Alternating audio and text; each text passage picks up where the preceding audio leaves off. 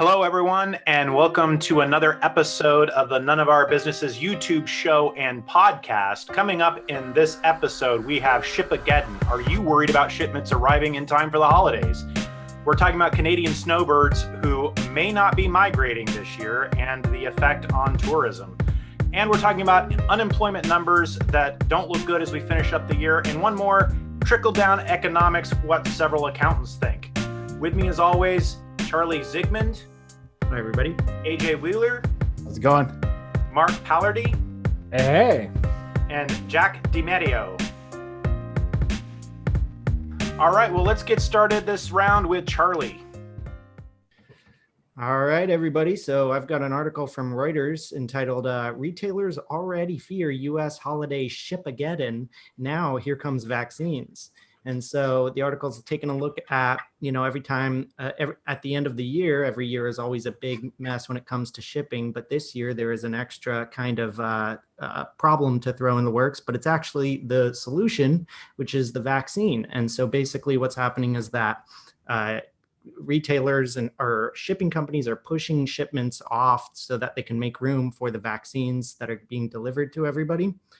And so, retailers are just the article talks about how retailers are nervous about this and feel that this is going to compound all of their challenges that they already have at this time of year.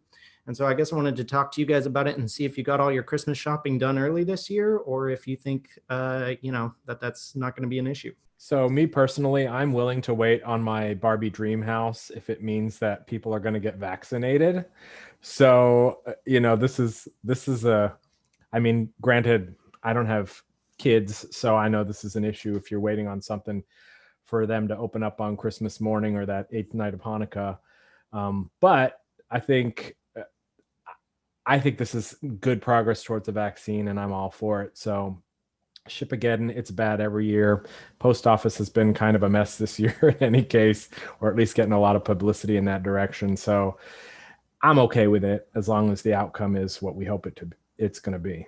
I mean, I think even from before the vaccines went out, I think the mail was kind of bogged down. I've had, numerous questions about checks that have gone out in the mail from clients and such. So I think and also like packages delivered to my house showing up like a week late or so sometimes, or having delays in shipping. So I just think, and that happens every year, I think, around this time. So I don't necessarily know if it's more, I think probably shipments were up this year anyway, if I had to guess, just because everybody being stuck at home and ordering in and, not going to like a brick and mortar store to shop for something. So I imagine, it's probably just as bad as any other year because there's been a ramp up to this, and I don't know. We'll see over the last 2 weeks of December, but I don't know. I don't recall. I live this firsthand. I have, an advice I get from the bank for something to take out of my account on the 7th. And usually I used to get it like maybe the 5th day and they take it out the 7th day.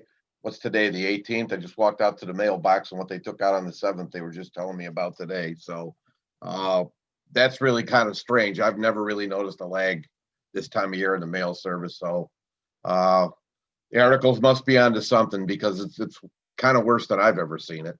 Yeah, I thought the other interesting thing that it said was that retailers had started launching their Christmas promotions before Halloween this year, which is something I guess they don't usually do that early, but to try to kind of spread the demand out over a longer period of time. All right. Do you have another article we can talk about, AJ? Yeah, actually, this one's from the Associated Press, and it's talking about the loss of snowbirds amid the pandemic, and it's a hit to U.S. Tourism. And so actually, this has a little bit of a personal connection to me. Where I went to high school out in Yuma, Arizona, the population of Yuma, Arizona doubles in the wintertime from the influx of snowbirds from around the country and from Canada. And so a lot of the local economy, and especially, so Yuma is right on the border of California, Arizona, and Mexico and Baja California. So it's like kind of all at the corner of Arizona and California and Mexico border. And so like even south of the border and into Mexico, a lot of the livelihood and economy is based around snowbirds. And they would go over there and buy prescriptions and such. So even in this article, they're talking about about 900,000 Canadians come in, or excuse me, $960 billion is spent by snowbirds from the tourism industry. Sorry, let me back up there. Sorry, the Arizona Office of Tourism is estimated of 964,000 Canadian visitors were responsible for $1 billion in tourism spending during the last year. And so I just like to get your guys' idea. Had this come to mind? I think, tourism kind of is, we're aware, we did an article last week about Hawaii and such, but I didn't even think about this until it was brought up and how much money is in it.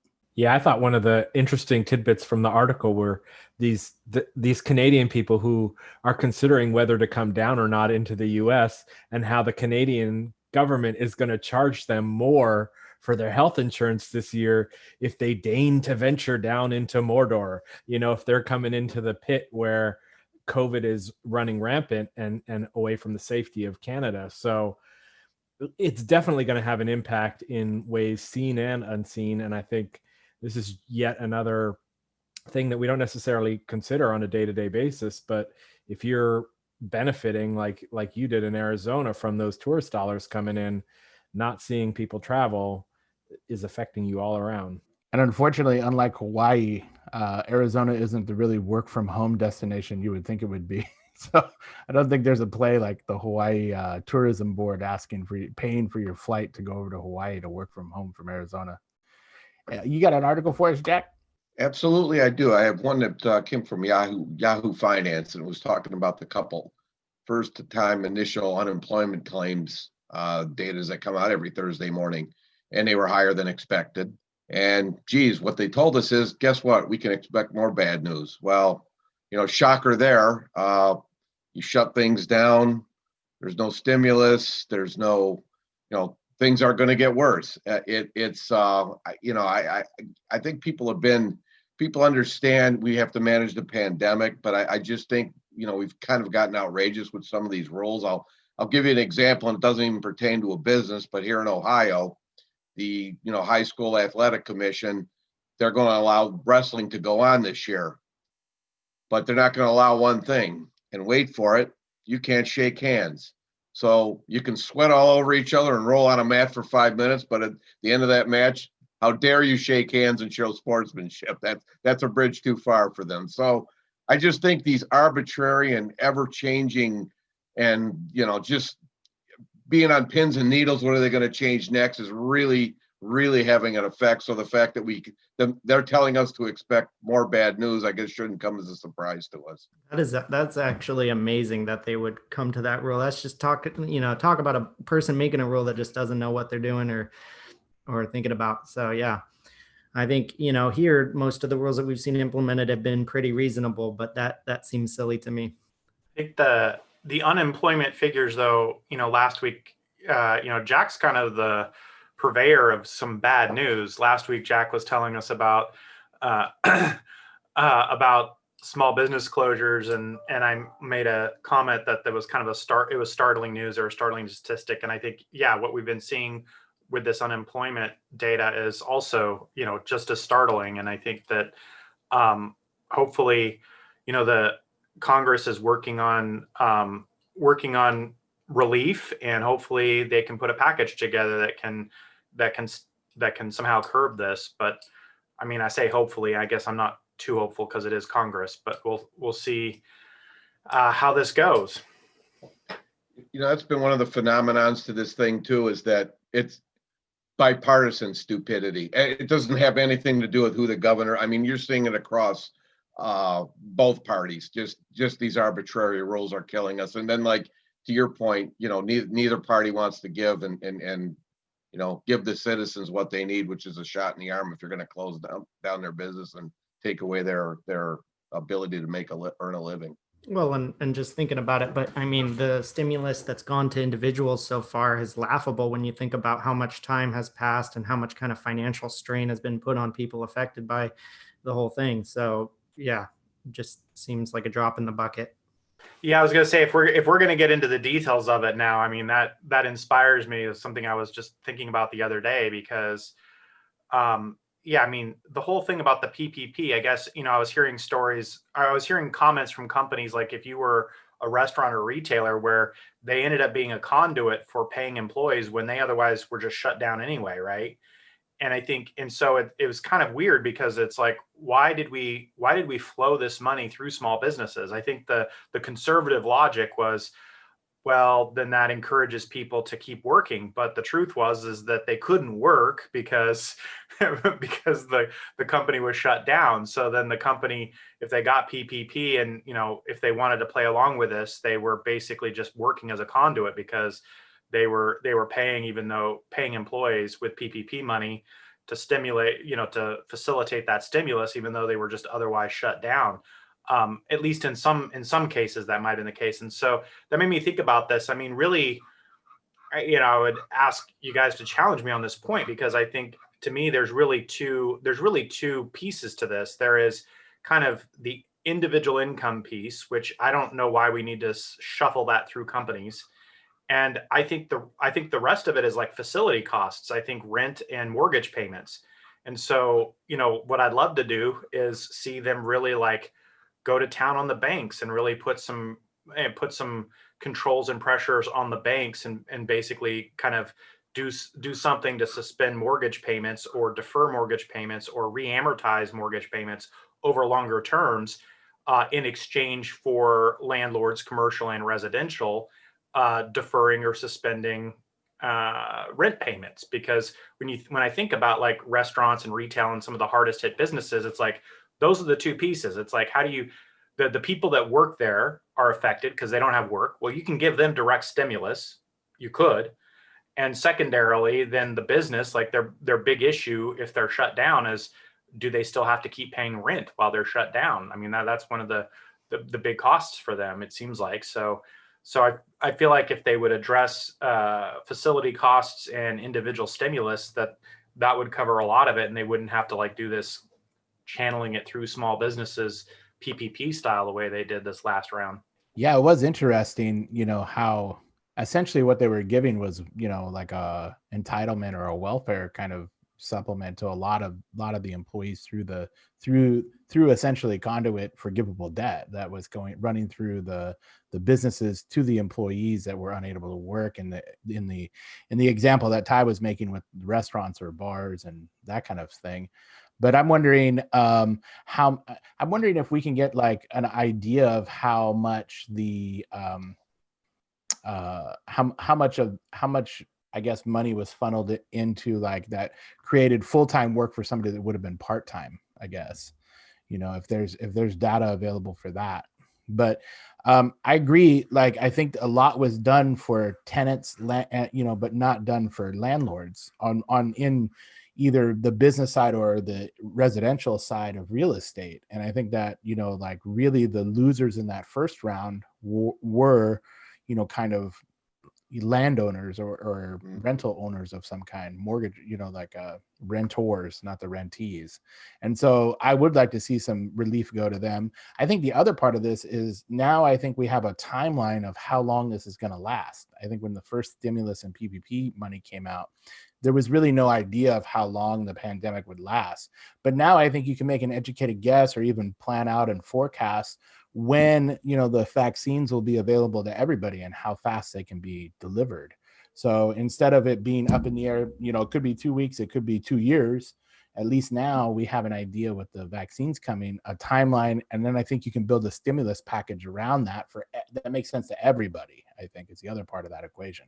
It's fun. I think you both hit on the 800-pound gorilla in the room. And I think, when the music stops playing, ultimately this is it's not going to end well for a lot of these people in commercial real estate. So, touching on a couple of points you brought up, I had a restaurant owner tell me the same thing. The first stimulus he thought was a joke because all he did was pay people not to work, and it ran out. I mean, it effectively it caused no commerce or anything good to happen in the economy. It was just a conduit for that. We've also had I've kind of seen it already with the commercial real estate. I know there was one deal with the restaurant where the stipulation was the income, the people buying it really took that landlord to town to get a very favorable lease for 5 years.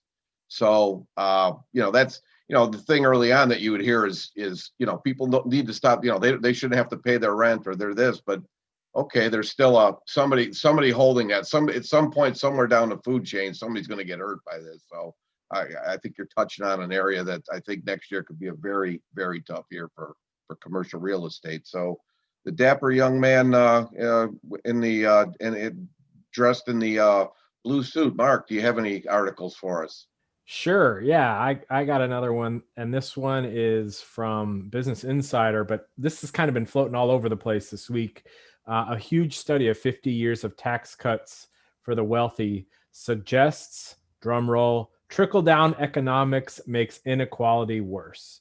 So we have been hearing about trickle-down economics. I have been hearing about it since Reagan, back in the early 80s, that this was the way to stimulate the economy and get things moving, was to give tax cuts to the wealthiest, and then all those effects would trickle down to the rest of the people in the economy and create jobs and stimulate the economy. And so they've done this study over 18 different countries and found, in fact, that that's not the case, that the tax cuts help to make the rich richer. And although there is some stimulation of an economy, it's not nearly the proportion of the tax revenue lost by giving tax cuts to the highest percentage of people at the top. So, it's an article about inequality, and it seems to be a drum that keeps being beat every time a new tax cut comes out. It's like, these are the job creators, these are the people who are going to have it flow down into the rest of the economy. But if those people at the top who are receiving these tax cuts aren't incentivized in some way to actually do something with that money to create jobs or to grow the economy, then they just have no incentive other than lining their own pockets to do anything about it. I'm curious to hear what some of your other opinions are on this. Well, I think the key statement that you said is that they're not incentivized to make more jobs. So essentially, when you're giving somebody a tax break at that level, I think, it just means doing the same work. It just means what it would mean for anybody, right? You're doing the same amount of work or the same amount of innovation, and you're receiving more money in your own pocket or in the company pocket to be able to spend on, expenditures. And when you think about, like, I think from a business standpoint, like when companies have excess cash, like a Google or an Apple or somebody like that, that's flush with cash, they use it on R&D, and they use it to create new products and continue to be innovative in the market. Now, that I think that part of it, if I guess, if it came with strings that you had, you get this tax break if you create X amount of jobs, or your payroll is increased by X amount during the next 5 years because you're getting the tax break now, that might be more advantageous. But I think just a straight across the top, tax break, we also need to remember that the world is smaller now, and international tax rates play into this. And especially with tech companies or large companies, they can move their operations somewhere else that have lower taxes. So I don't think it's just necessarily like a trickle-down economic kind of approach. We're lowering taxes on big business or business owners or whatever, is essentially corporation tax or whatever you want to call it. We need to stay competitive in the world. So I think you need to find a balance between all of that. Yeah, I've never been a big believer in trickle-down economics. It feels like if that were really true, then you wouldn't see the wealth inequality growing so naturally as it does over time, because every time money flows to the top, it would then redistribute back, and you wouldn't see this huge gap that just continually grows. So yeah, the other thing I always think about when I think about this question is like, well, if we can all just agree that economic spending is what helps the economy, then really we just have to ask the question of who's more likely to spend money if you give it to them, an individual who's paycheck to paycheck at the moment, or a company who maybe, who has a much stronger balance sheet, not just in terms of dollars, but even proportionally to the person. They just have more percent of their assets in cash. So they're able to, they don't need to spend all that money. And so, yeah, it just always seemed like a bit of a silly proposition to me. But yeah, what do you guys think? Yeah, I agree. I mean, this is obviously somewhat political and in the nature of it in terms of the theories behind it. But Yeah, I mean, I think trickle down economics is I guess if you reduce the theory of trickle down economics to that proposition that by giving the investor class more cash flow through less taxes, then they're going to invest more in business that creates more jobs. I mean, that's a very naive presumption from the standpoint of being a business person. Yes, I want to have access to cash to invest, but I don't invest just because I have cash, right? It doesn't work that way. Just having cash doesn't force you to invest. It is a matter of you have to find that you have an ROI, right? So from a business standpoint, we know this when we put our business hats on, that if we're being smart business people, we are looking for projects and places where we can get a return on that investment. And so that's really, having good projects, good opportunities to get a return on investment is what's going to drive investing in businesses and ultimately creating jobs. Now, if in fact those opportunities exist and the investor class doesn't have enough cash to make that happen, a tax cut to the investor class, which gives them the cash to then follow through, okay, maybe. But let's be real here, that the investor class has had really low cost of capital and cash from a lot of sources beyond those tax cuts.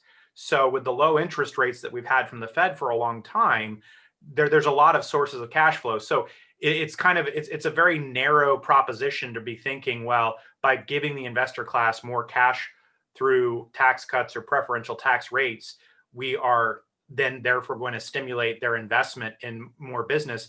It's like we're assuming that they're just sitting on investment opportunities that they wish they could make, but they just don't have enough cash to do so. And that doesn't really ring true to me anecdotally. And the business people that I know and the investors that I know, they're not just sitting on their hands saying, well, gee, I would have invested in this project this year that's got a great return and created jobs had I just had a tax cut that would have given me more cash to do so. I've never heard anyone say anything like that. So I think to me that doesn't sound like a normal thing. And to build on what Charlie said, I would say that philosophically, and like I said, this is political, so people here in this conversation may disagree with me, as well as anybody out there in our audience, and I respect that. But at the end of the day, I do believe we are a consumer side economy. So I would say that the human nature of it is paradoxical, in the sense I would answer Charlie's question: who's more likely to spend money in the economy? Somebody who doesn't have very much, or big businesses who are sitting on it? Paradoxically, I actually think the people who don't have very much money are exactly the people who are going to spend more of it. So I think the more we throw their way, kind of cynically speaking, the more they're going to spend and the more they're going to drive the consumer side of our economy. It's crazy because I think I've just seen so really paid so much attention to this government manipulation. And to your point, one of the big ones out there is the 0% interest rates, and they've been that way for several years. And the minute they tried to raise them, the stock market reacted to it. And the minute they cut them, if you look at what happened on Main Street in the last year, the fact that the stock market is at record highs kind of tells you what you need to know. To your point, most people didn't get rich by being stupid. So they look out, and the best thing they invest in the stock market. The fact that with 0% interest rates, there's really no other game in town that's going to give you that kind of return. Stretching the multiples, it's going up. But to your point, they are not going to invest unless there's going to be a return for them. But the longer I see all these things, like they talk about the tax cuts at the rich, and it trickles down, and they'll do studies on it. And what'll happen is, it seems no matter what they put in place, that small category that we call rich just keep getting richer. What it does create down, I guess, throughout the ladder is more opportunities, more people to move, from poverty to low income to middle income to higher middle income. Another one is, welfare. We've had the Great Society since the 60s and spent $3 trillion. And the percentage of people in poverty today is the same as the, percentage of people who were in poverty then.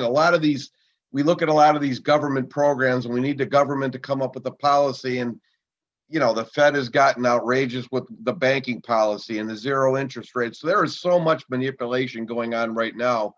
you know, at some point, I'd almost love to see the government get the hell out of the way and let us take control more of our own money and let us see what we can do. But it's the manipulation factor at this point.